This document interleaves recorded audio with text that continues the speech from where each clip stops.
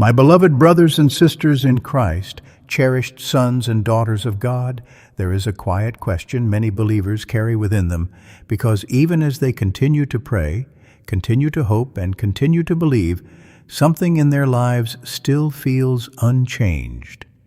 Recently, Pope Leo XIV offered a reflection that has quietly unsettled many believers, not because it was dramatic or harsh, but because it touched a reality that feels deeply familiar to those who have been living a life of faith for a long time. He spoke about a situation that does not usually appear in open conversation, yet exists in the private experience of many people who continue to pray, continue to hope, and continue to believe even when something within them feels unchanged. His words did not focus on those who have abandoned their faith, but on those who have remained, those who are still present, still committed, and yet find themselves facing a question they cannot easily answer. He describes individuals who maintain their daily prayers, who bring their needs and intentions before God with sincerity, who attend Mass, and remain connected to their spiritual responsibilities, and who genuinely desire to grow closer to God. From the outside, their lives reflect consistency and devotion, and there is little to suggest that anything is wrong. However, within this visible faithfulness, there is often a quiet tension that begins to develop, a sense that despite all these efforts, something is not moving in the way they expected. Over time, this tension becomes more noticeable, not through dramatic events, but through a subtle feeling that persists in the background of their spiritual life. They begin to realize that the clarity they once hoped for has not fully arrived, that the peace they have been asking for seems incomplete, and that the changes they expected to see have not taken place in the way they imagined. This does not necessarily lead them to doubt God, but it does lead them to question what is happening, because their effort has been real and their intention has been sincere. It is precisely in this situation that he introduces a thought that changes the entire perspective. He explains that sometimes it is not that God is silent, but something is silently blocking His grace. This idea shifts the focus in a way that is both simple and deeply challenging, because it suggests that the issue may not be found in God's response, but in something closer, something within the person that has gone unnoticed. This leads to questions that many people have asked, even if only within themselves. Why do prayers seem unanswered even when they are repeated with faith and consistency? Why do blessings feel delayed even when a person continues to trust and remain patient? Why does it sometimes feel as though effort does not lead to movement, and devotion does not always produce the clarity or peace that was expected? These questions are not signs of weak faith, but reflections of a real experience that many believers carry quietly over time. According to this reflection, the answer cannot be found by assuming that God is distant or unwilling to respond, because that would contradict the very nature of who God is understood to be. Instead, the possibility is raised that something else may be influencing the situation, something subtle, something internal, something that affects the way grace is received rather than the way it is given. This shifts the responsibility in a direction that is more personal and more difficult to ignore, because it requires a person to look inward rather than outward. The implication of this idea is not meant to discourage, but to invite deeper awareness. It suggests that even within a faithful life, there can be hidden conditions that shape the experience of that faith in ways that are not immediately visible. It challenges the assumption that external practice alone is enough, and instead points to the importance of the interior disposition of the heart. In doing so, it opens the possibility that what feels like distance from God may not be distance at all, but a form of resistance that has developed gradually over time without being recognized. And this is what makes the message so significant, because it reveals that the experience many people are going through is not as simple as it appears, and that the explanation they have been relying on may not be the complete one. It suggests that there is more to understand, more to examine, and more to uncover within the reality of their own spiritual life. And most people never realize it. After presenting this unsettling possibility, Pope Leo XIV continues by turning attention to a reality that many believers recognize in their own lives, even if they have never fully put it into words.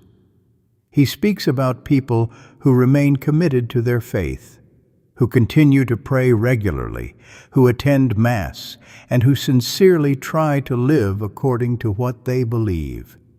These are not individuals who have turned away from God or lost interest in their spiritual life, but rather those who are still present, still engaged, and still making an effort to remain faithful despite the challenges they face. He describes how, on the surface, everything appears consistent and even strong. A person may have a structured prayer life, returning to the same intentions day after day, asking for guidance, for peace, for solutions to the problems they are carrying. They may participate in the life of the Church, listen attentively, and continue to seek meaning in their faith. They may hold firmly to their beliefs and try to align their actions with what they understand to be right. From an external point of view, there is little to suggest that anything is missing. However, according to his reflection, a deeper experience often unfolds beneath this visible stability. Many believers begin to notice that despite all of this effort, something in their inner life does not seem to progress. They continue to carry anxiety that does not fully disappear, even after repeated prayers for peace. They encounter ongoing difficulties in their personal or family life that do not seem to resolve despite their persistence and trust. They experience a kind of interior fatigue, not because they have stopped believing, but because the sense of movement they expected is not as evident as they hoped it would be. He explains that this creates a quiet but powerful tension, one that is rarely discussed openly, but is widely experienced. It is the tension between what a person is doing and what they are experiencing, between their faithfulness and the apparent lack of visible results. Over time, this tension can lead to confusion, not necessarily about God, but about the situation itself. A person may begin to wonder why their efforts do not seem to produce the clarity, the direction, or the peace they have been seeking for so long. It is in this context that Pope Leo XIV offers a description that resonates deeply with many people. He observes that many faithful people feel spiritually stuck. This feeling is not the same as losing faith, and it is not a rejection of belief. Instead, it is a sense of being unable to move forward, even while continuing to do what one believes is necessary. It is the experience of remaining in place internally, despite ongoing effort externally. To help explain this condition, he turns to Scripture, particularly the words found in James 4:3, which state that a person may ask and not receive because of the way they are asking. This teaching introduces a perspective that is both challenging and clarifying, because it suggests that the issue is not always a lack of response from God, but may involve something within the person that affects how that response is received. It points to the possibility that even sincere prayer can be influenced by underlying factors that are not immediately visible. He emphasizes that this does not mean God is unwilling to give or indifferent to human needs.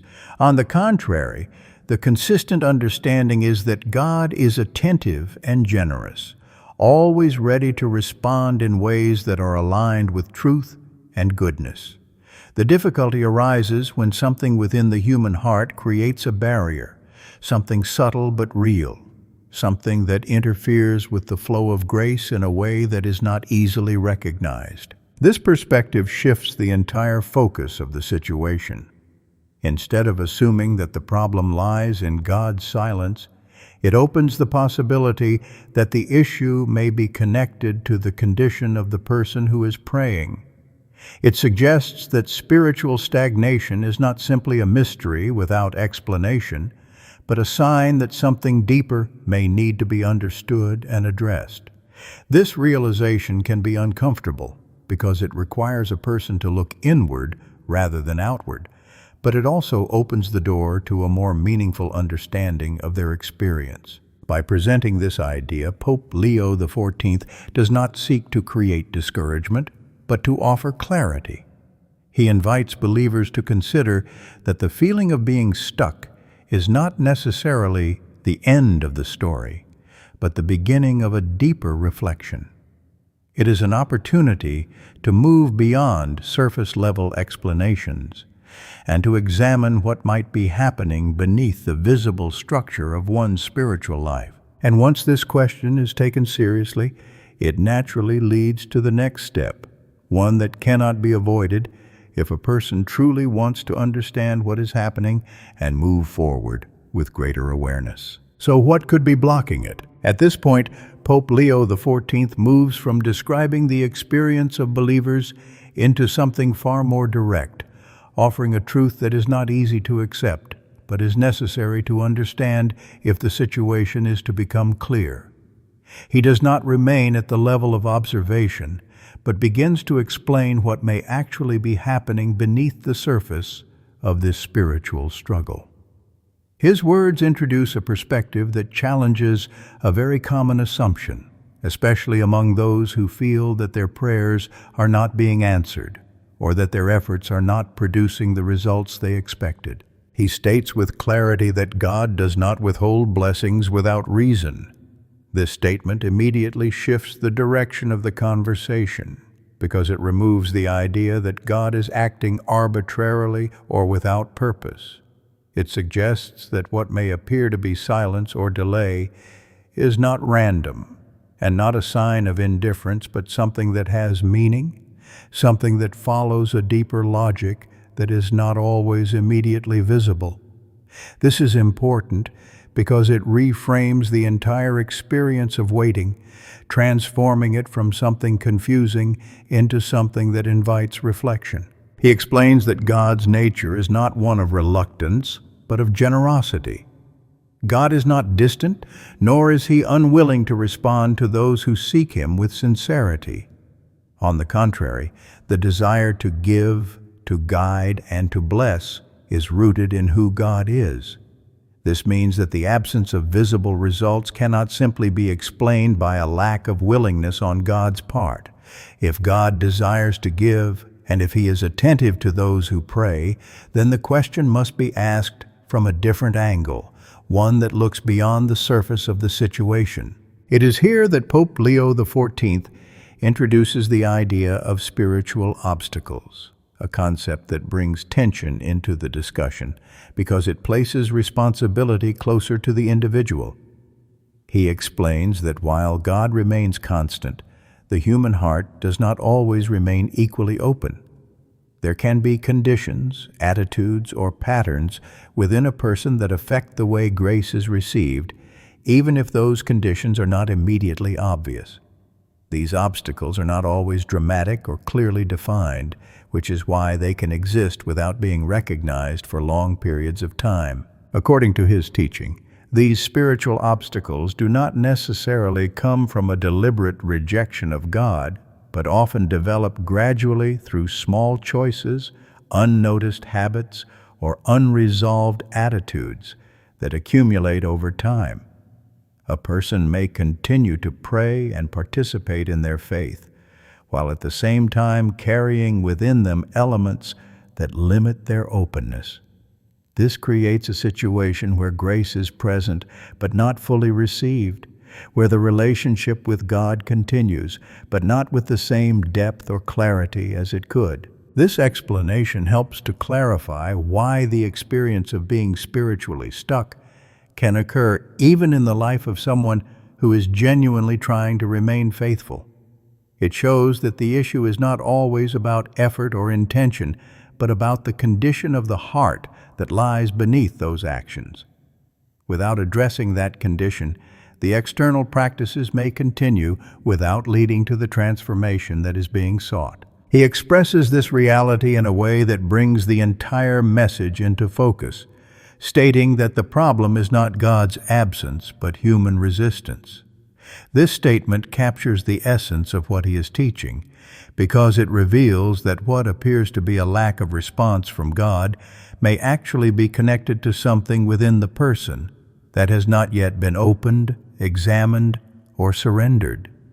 It shifts the emphasis from questioning God's actions to understanding one's own disposition. By presenting this truth, he does not intend to discourage or to place blame, but to guide believers toward a deeper awareness of their spiritual life. He invites them to consider that the answers they are seeking may not come from looking outward, but from looking inward with honesty and humility. In doing so, he opens the possibility that what feels like a barrier is not permanent, but something that can be recognized and addressed, allowing the relationship with God to become more open, more responsive, and more fully alive. Pope Leo XIV then begins to identify what he describes as the first hidden barrier, moving from general explanation into something far more personal and specific, something that directly touches the interior life of the believer. He introduces it with a statement that immediately brings the focus inward, explaining that the first barrier is closer than we think, not something distant or rare, but something that can exist quietly within a person without drawing attention to itself. This closeness is precisely what makes it difficult to recognize, because it allows the obstacle to remain in place while the individual continues to believe that everything in their spiritual life is functioning as it should. He explains that this barrier is rooted in what remains unconfessed, not only in the sense of serious or visible wrongdoing, but also in the smaller, more subtle realities that are often ignored or justified over time. According to his teaching, sin is not simply an action that is completed and left behind, but something that continues to influence the condition of the heart if it is not brought into the light. It creates distance, not because God withdraws his presence, but because the human person becomes less open, less receptive, and less aware of the grace that is being offered. This distance does not always appear suddenly, but develops gradually, shaped by repeated patterns and attitudes that are allowed to remain without reflection. To clarify this, he points to the words found in Isaiah 59:2, which reveal that iniquities create a separation between the person and God. This passage does not suggest that God chooses to move away, but that something within the person introduces a barrier that affects the relationship. It is a separation that exists on a spiritual level, not necessarily visible from the outside, which is why it can remain unnoticed for long periods of time. A person may continue to pray, continue to attend Mass, and continue to identify as faithful, while at the same time experiencing a growing sense of distance that they cannot fully explain. He emphasizes that this reality is often misunderstood because people tend to look for obvious causes when they feel disconnected. They may assume that something external is responsible, or that the situation is simply a matter of waiting longer or trying harder.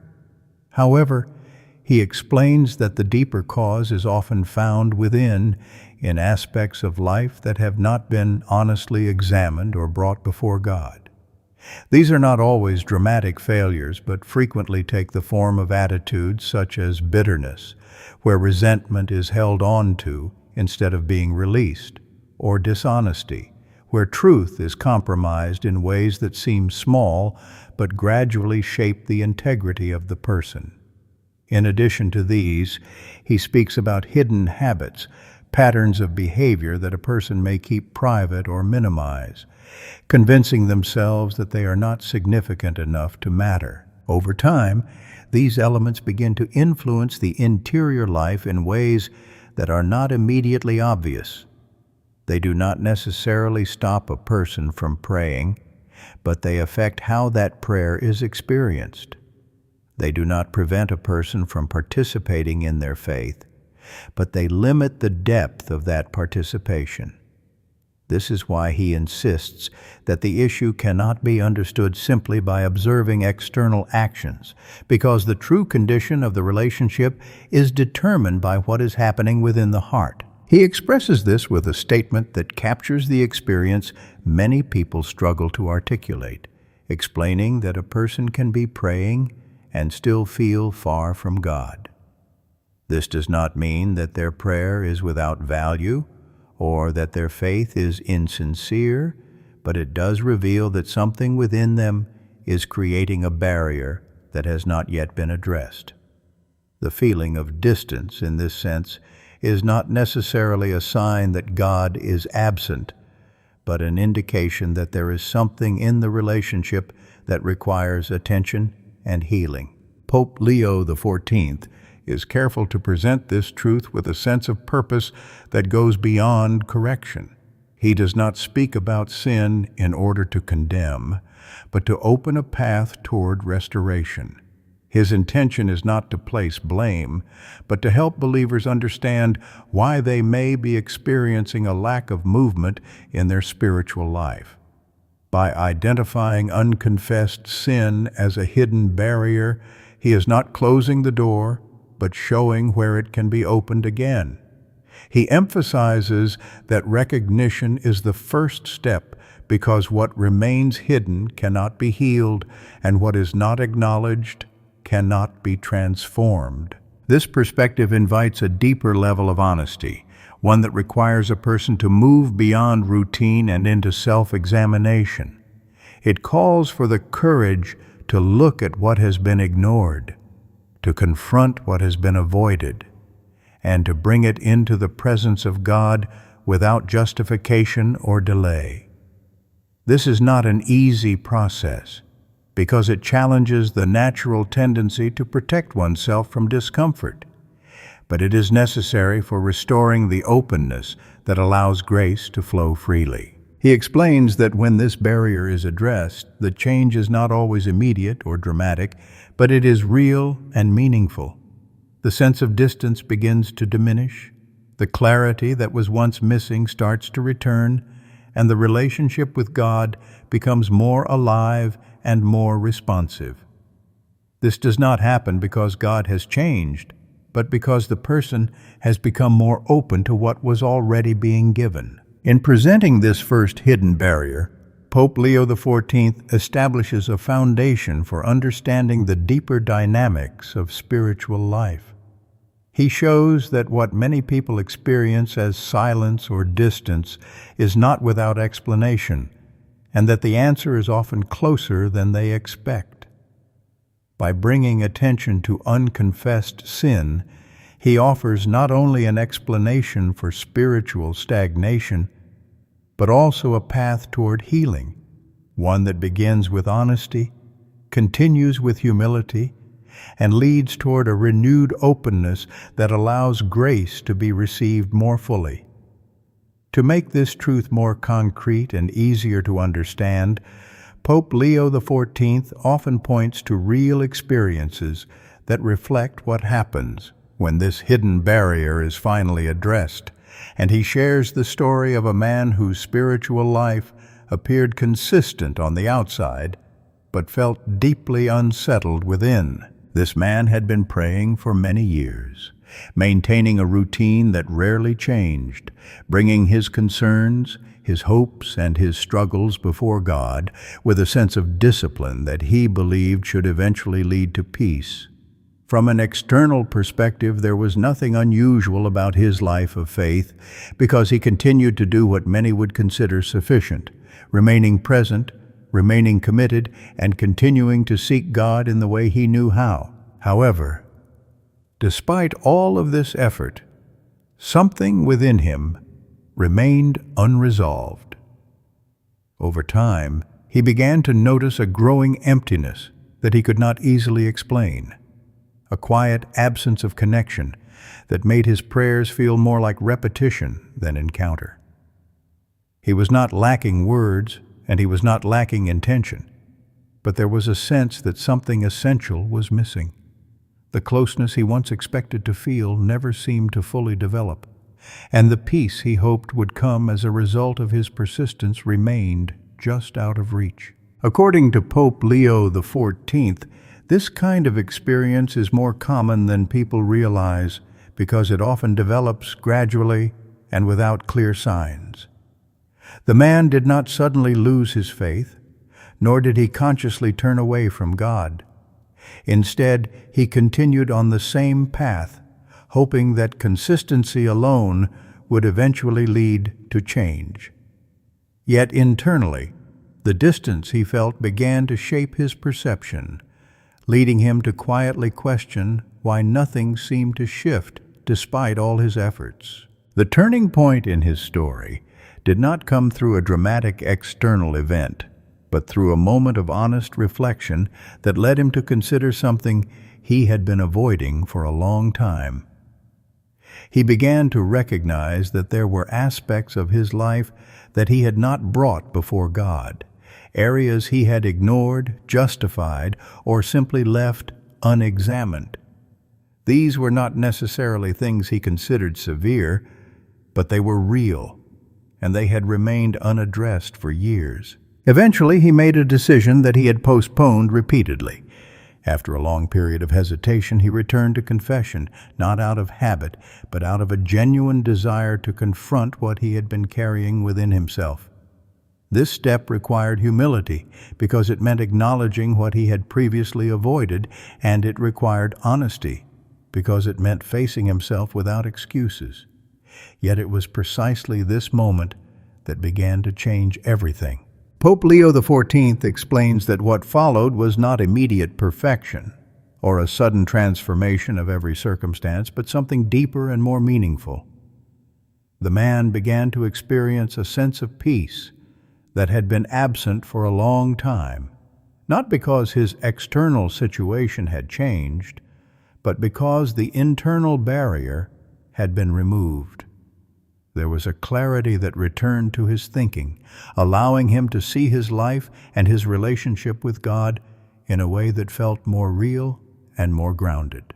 Over time, he also began to notice that things in his life started to move in ways they had not before. Opportunities appeared with greater clarity, decisions became less clouded by confusion, and his prayer life took on a different quality, one that felt less like obligation and more like connection. It was not that everything became easy, but that the sense of being stuck began to fade, replaced by a quiet confidence that he was no longer carrying the same hidden weight. Through this story, Pope Leo XIV emphasizes a truth that many people misunderstand, especially when it comes to the sacrament of confession. He explains that confession is not meant to be experienced as punishment, nor as a burden that a person must reluctantly carry. Instead, it is meant to be a moment of release, a point at which what has been hidden is brought into the light and no longer has the same power to create distance. This is why he expresses it so clearly, stating that confession is not punishment, it is liberation. This understanding changes the way a person approaches the idea of confronting their own faults, because it removes the fear that often prevents them from taking that step. It reveals that the purpose is not to condemn, but to restore, not to shame, but to heal. By sharing this example, Pope Leo XIV does not simply explain a concept, but demonstrates what becomes possible when the first hidden barrier is finally addressed with honesty and humility. After addressing the first hidden barrier, Pope Leo XIV continues by revealing a second obstacle that is even more subtle and, in many ways, more difficult to recognize, because it does not exist outside of prayer, but often hides within it. He introduces it with a statement that immediately challenges a common assumption, explaining that the second barrier hides inside prayer itself, not in the absence of prayer, but in the way it is lived and experienced internally. This makes it particularly significant because it means that a person can appear deeply engaged in their spiritual life while still carrying within them something that limits the very relationship they are trying to strengthen. He explains that many believers continue to pray regularly and sincerely, bringing their needs, their concerns, and their hopes before God with genuine intention. They ask for guidance in difficult decisions, they ask for peace in moments of anxiety, and they ask for solutions to problems that feel beyond their control.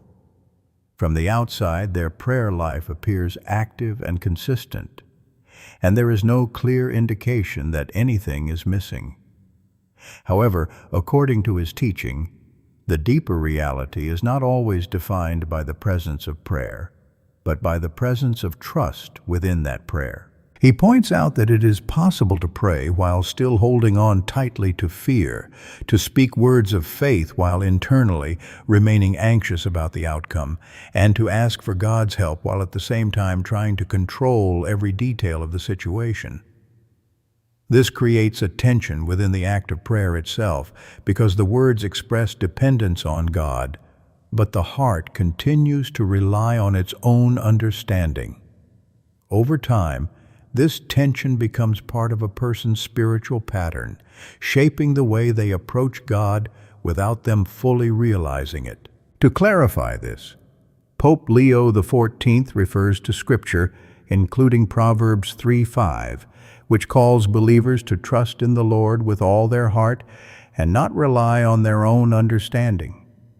This teaching emphasizes that trust is not partial, and not something that can be divided between God and personal control. It requires a willingness to let go of the need to manage every outcome, and to accept that God's wisdom may lead in directions that are not immediately clear.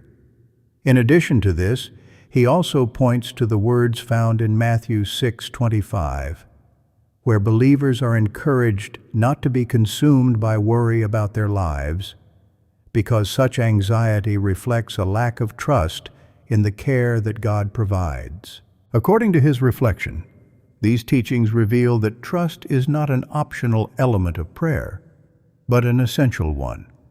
Without it, prayer can continue as a practice, but it loses something of its depth and its transformative power. This is why he expresses the reality in a way that is both simple and direct, stating that without trust, prayer becomes words, not surrender. This distinction is crucial because it shows that the effectiveness of prayer is not measured only by how often it is said, but by the openness of the heart that offers it. He explains that when trust is absent, a person remains internally divided. On one side, they are asking God to act, but on the other, they are holding on to their own expectations, their own timelines, and their own sense of control. This division limits the space where grace can work because surrender has not fully taken place. It is not that God is unwilling to respond, but that the person has not fully released what they are asking Him to handle. In this sense, the barrier is not external but internal, shaped by a reluctance to let go of what feels familiar or secure. Pope Leo XIV emphasizes that this form of resistance is often unintentional because it arises from fear rather than defiance. A person may not realize that they are holding back because their desire for control feels justified by the circumstances they are facing. They may believe that their concern is necessary, that their effort to manage every detail is responsible, and that their worry is simply a reflection of how much they care. However, he explains that this mindset can quietly prevent the very trust that allows God to work more freely in their life. This is why he presents a statement that brings clarity to the situation, explaining that God cannot bless what we refuse to surrender. This does not mean that God is limited in His power, but that the human heart must be open for that power to be fully received. If a person continues to hold on to control, even while asking for help, they create a situation where grace is present, but not fully welcomed. The result is a spiritual experience that feels incomplete, where prayer continues, but transformation remains limited. He encourages believers to recognize that trust is not passive, but active.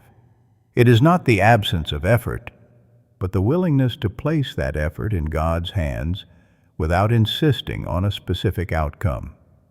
It involves letting go of the need to understand everything in advance and accepting that God's way of working may unfold differently than expected. This kind of trust requires humility, because it acknowledges that human understanding is limited and that true peace comes not from control, but from surrender. By identifying this second barrier, Pope Leo XIV reveals why many people continue to pray without experiencing the depth of connection they desire. He shows that the issue is not the absence of prayer, but the absence of full trust within it. In doing so, he invites believers to move beyond routine words and toward a deeper surrender, one that allows their relationship with God to become more open, more authentic, and more fully alive. To help illustrate what this second barrier looks like in real life, Pope Leo XIV shares the experience of a woman whose faith was sincere, yet deeply strained by a constant sense of anxiety about the future.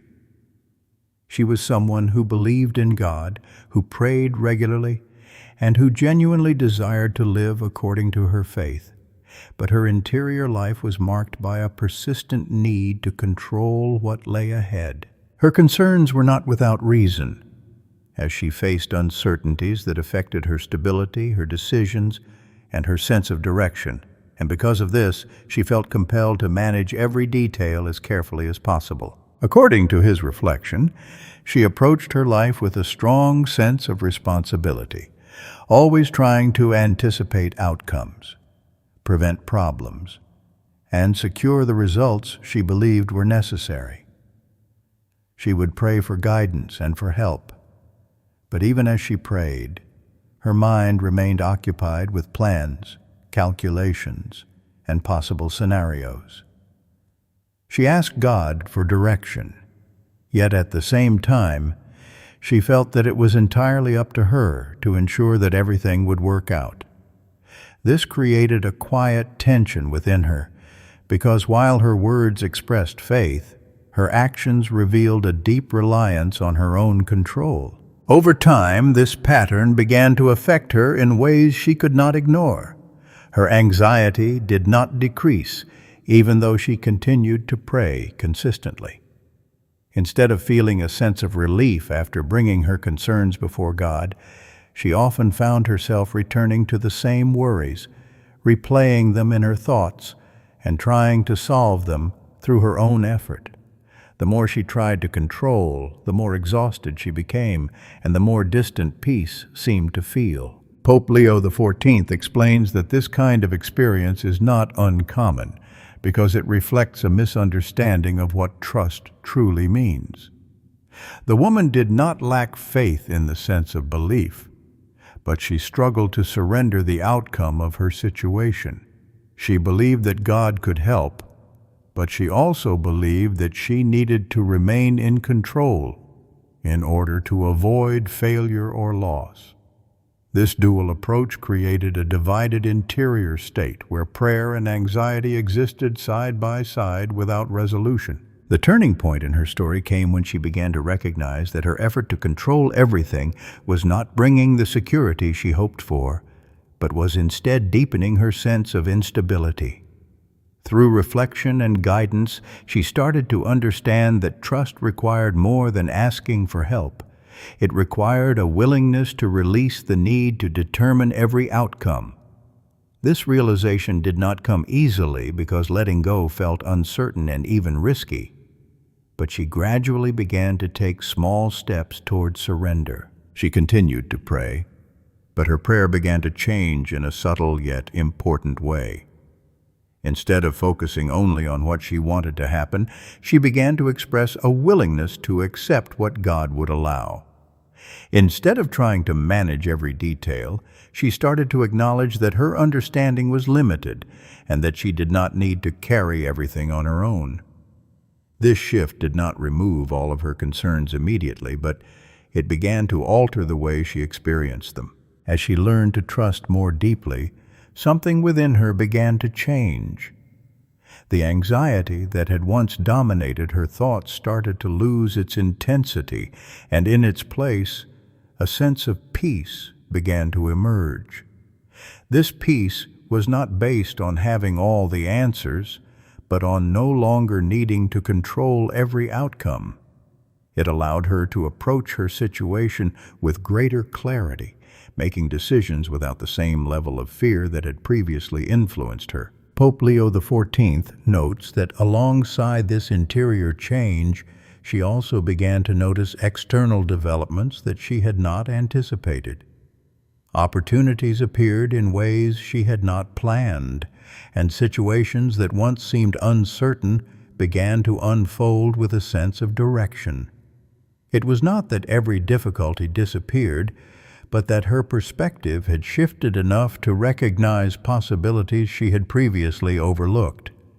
In this way, it seemed as though doors began to open, not because she forced them, but because she was no longer trying to control everything on her own. Through this story, he emphasizes that trust is not a passive state where a person simply waits without action, but something far more active and intentional.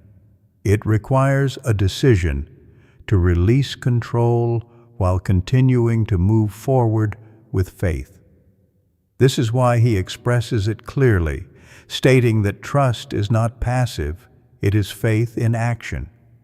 It is the choice to believe not only that God can act, but that He will act in a way that is good, even when that way is not immediately understood. By sharing this example, Pope Leo XIV makes it clear that the barrier of mistrust is not permanent, but something that can be transformed when a person becomes willing to surrender what they have been holding on to. In doing so, they do not lose control in a negative sense, but are freed from the burden of carrying what was never meant to be theirs alone. Pope Leo XIV then brings his reflection to what he describes as the third barrier, and he presents it with a level of seriousness that immediately signals its importance, explaining that the third barrier may be the most dangerous, not because it is the most visible or the most discussed, but because it often appears reasonable and even justified in the eyes of those experiencing it. Unlike other obstacles that may be recognized more easily, this one develops in a way that feels natural, making it far more difficult to identify and address before it begins to shape a person's entire spiritual outlook. He explains that this barrier is rooted in the way people relate to time, particularly in their expectations about how quickly things should happen.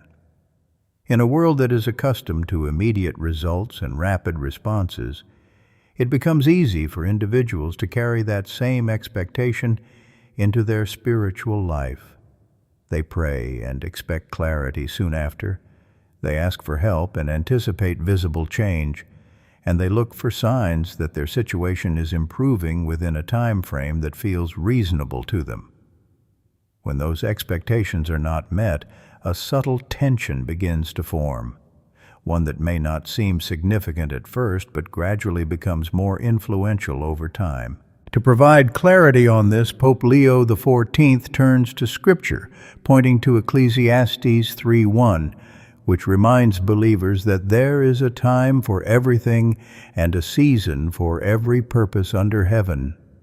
This teaching introduces a perspective that stands in contrast to the desire for immediate results, emphasizing that God's work unfolds according to a wisdom that is not limited by human timelines. It suggests that delay is not an indication of absence, but part of a process that may not yet be complete or fully understood. He reinforces this idea with a statement that is simple yet powerful, explaining that delays are not denials. This distinction is essential because it addresses the assumption that a lack of immediate response means that something is wrong or that nothing is happening.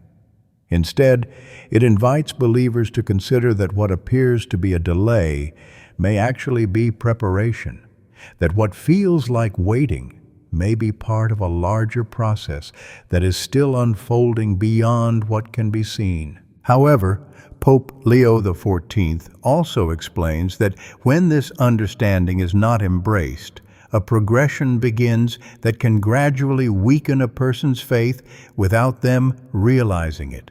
It often starts with impatience, a feeling that the situation has lasted longer than expected and should have already changed.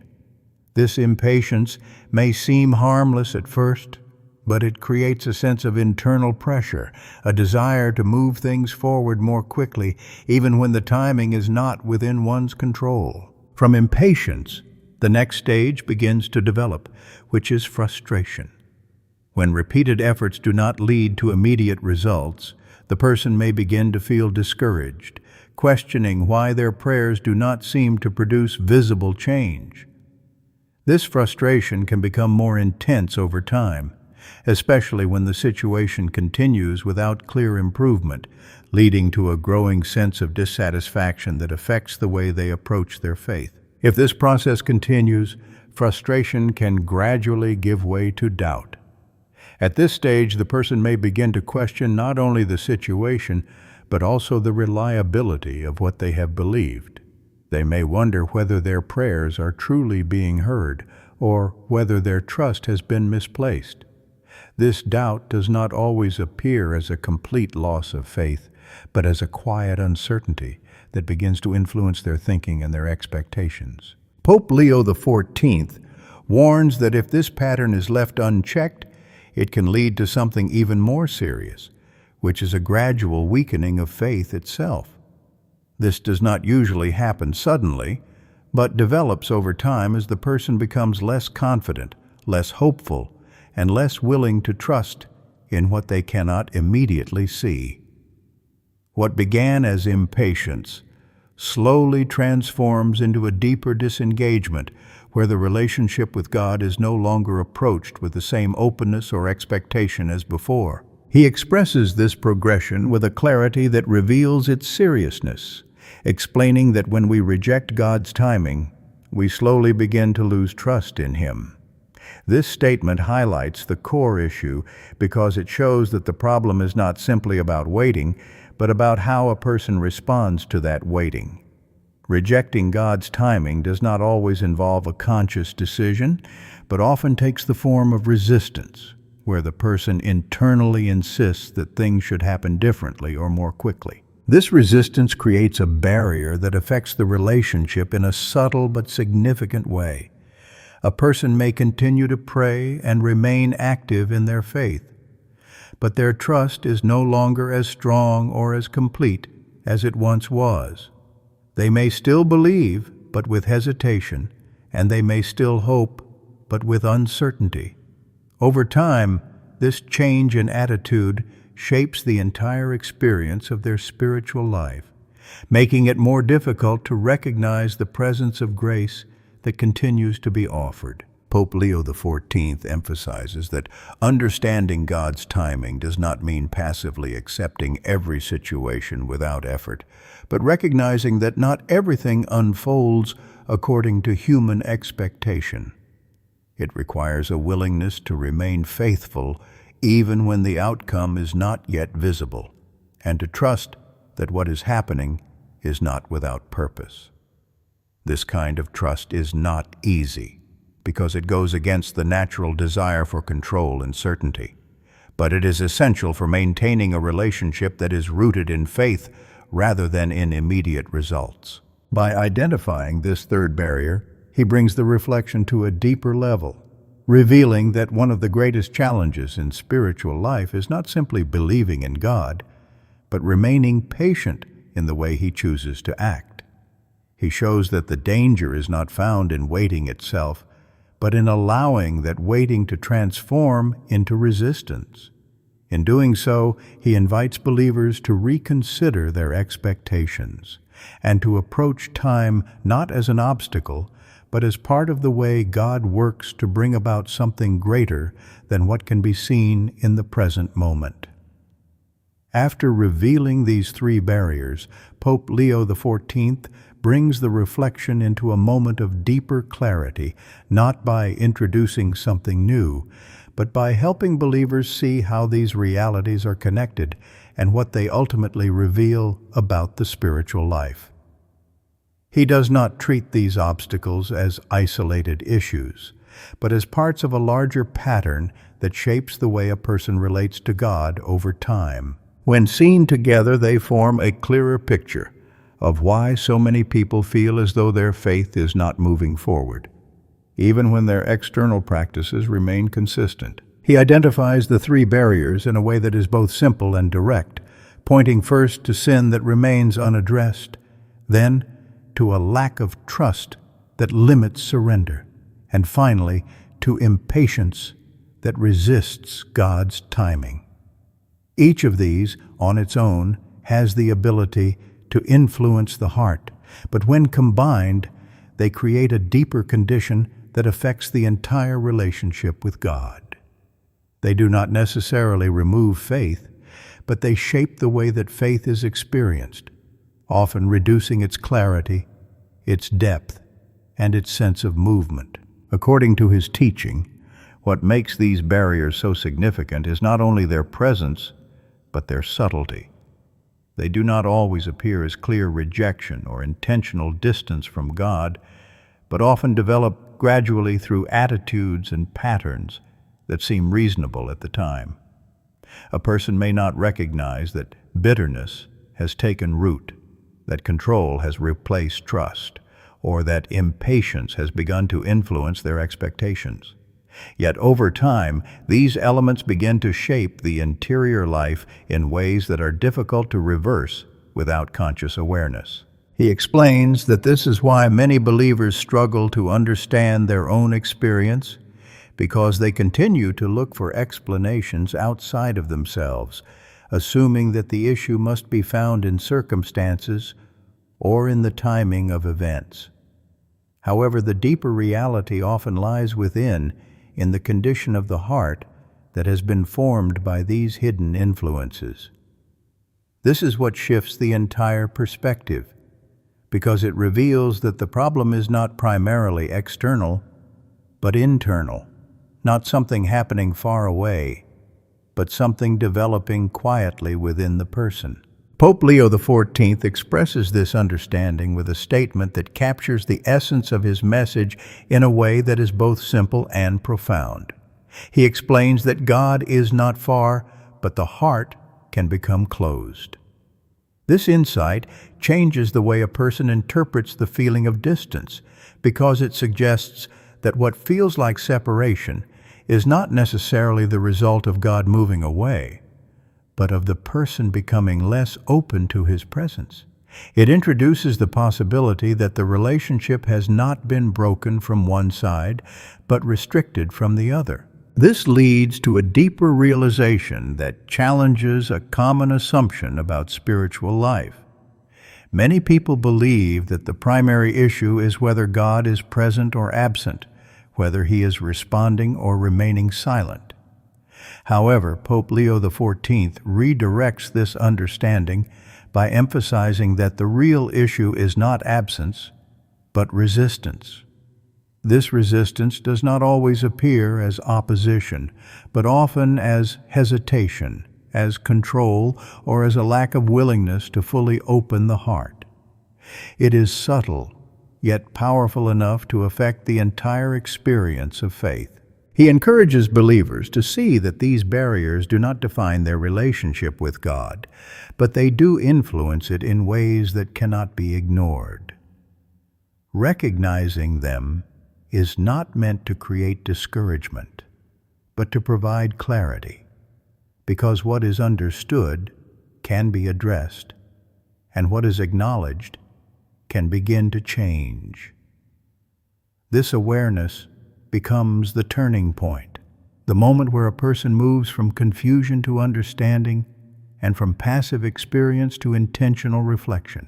By bringing these three barriers together, Pope Leo XIV offers more than an explanation for why some prayers feel unanswered or why some blessings seem delayed. He provides a framework for examining the interior life with honesty, inviting believers to consider not only what they are doing, but how they are responding to God at a deeper level. In doing so, he opens the possibility for a renewed relationship, one that is no longer shaped by hidden resistance, but by a growing openness that allows grace to be received more fully.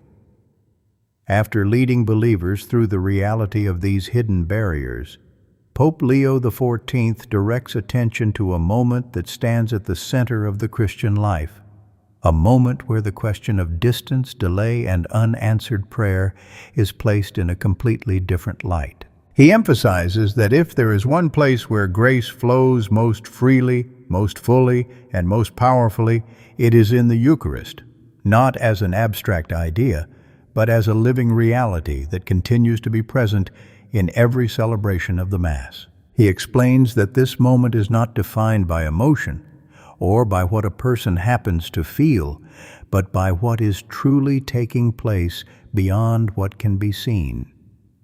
When the host is lifted, there is a stillness that invites attention, not because something symbolic is happening, but because something real is present. It is a moment that often passes quickly, yet holds a depth that cannot be measured by time alone.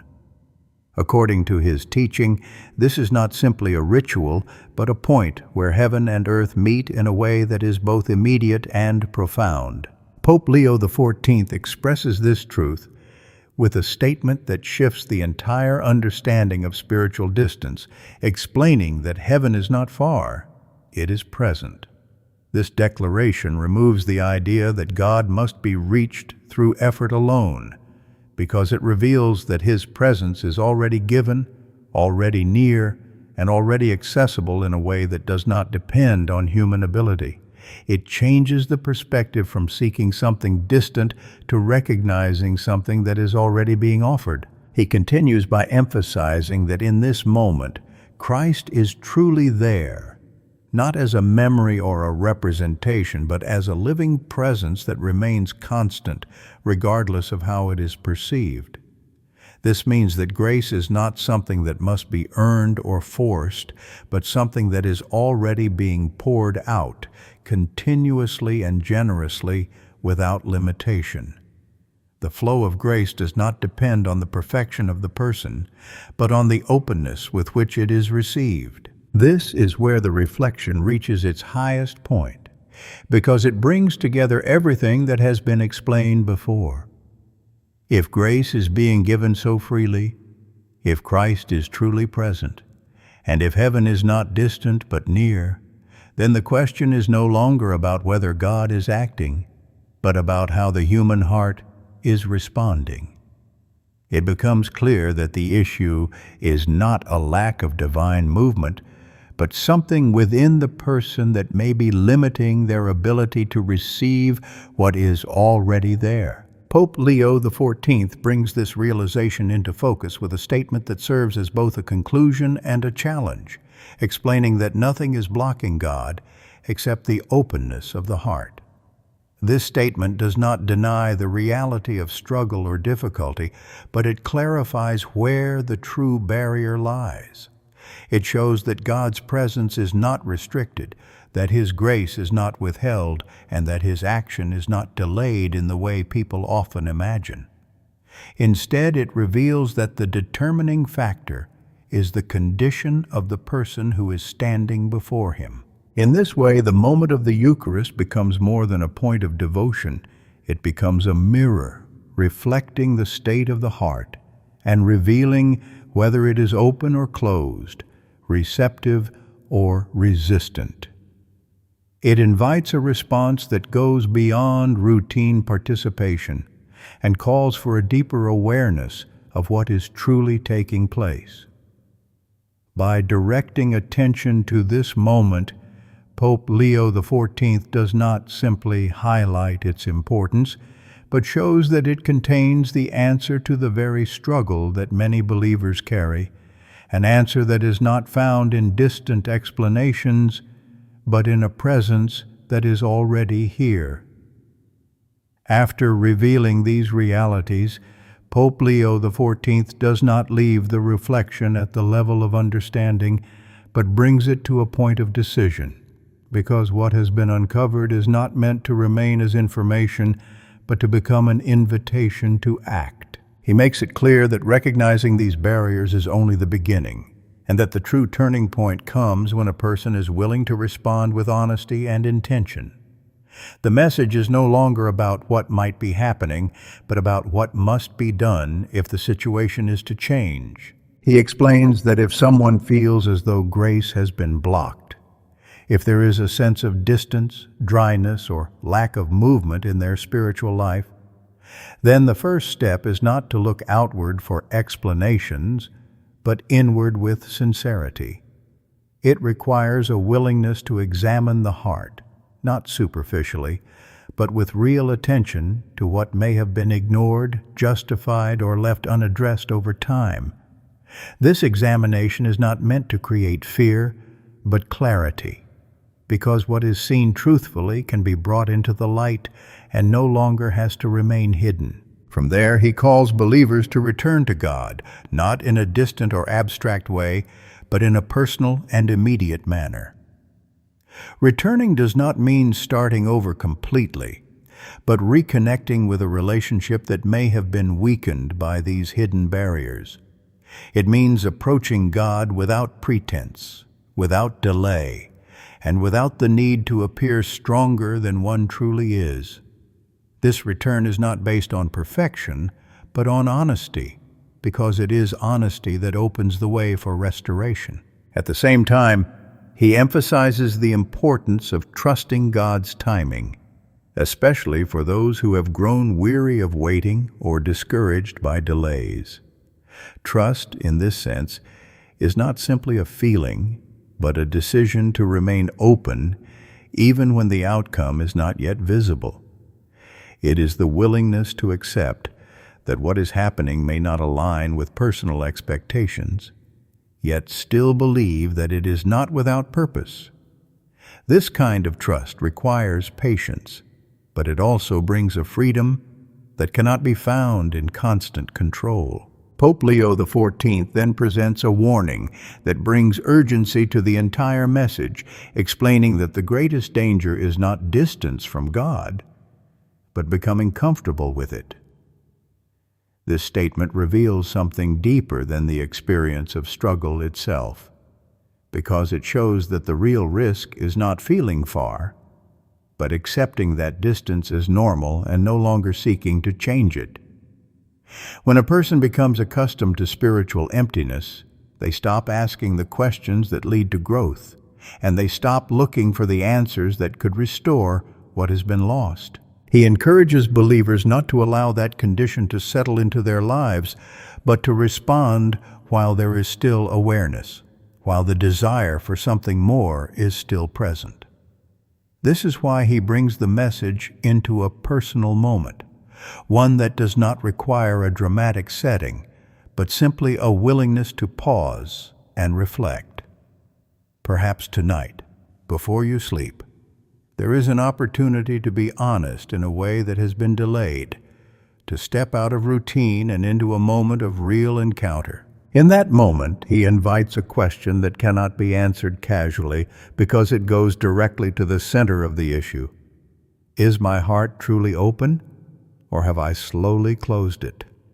This question does not seek a quick response, but a truthful one, because it is only through that honesty that change can begin. It is not about identifying faults for the sake of judgment, but about recognizing what may be limiting the relationship that one desires to deepen. He concludes with a reminder that brings both hope and reassurance, emphasizing that no obstacle is greater than God's mercy. This final statement ensures that the message does not end in pressure but in possibility, because it affirms that no matter how long these barriers have existed, and no matter how deeply they may have taken root, they are not beyond the reach of God's grace.